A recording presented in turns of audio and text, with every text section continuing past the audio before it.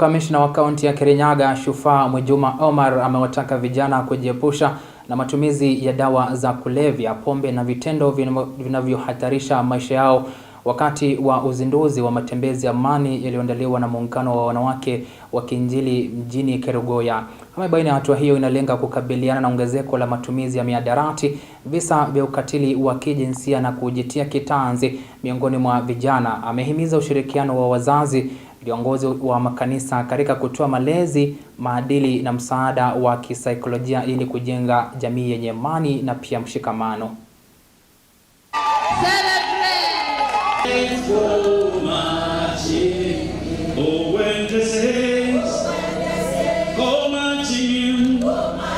We pray and cry as women of Kirinyaga County to have our youth refrain from alcoholism and drug abuse. Amen. Which is also a cardinal role, my responsibility as the County Commissioner of Kirinyaga.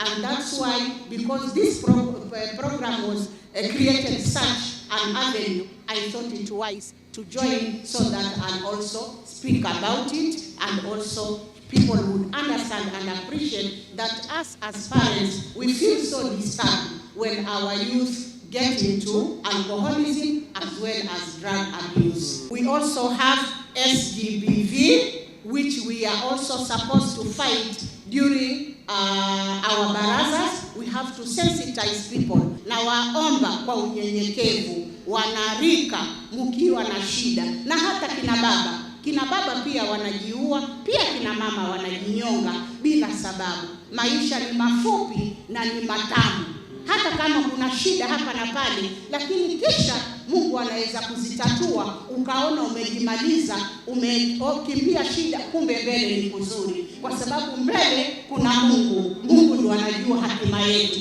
Leo ukiwa hivi, kesho unaweza kuwa vile. We pray that this day will not leave Kirinyaga the same. Our county will never be the same again when we have crying women who are ready to sacrifice and cry for our children.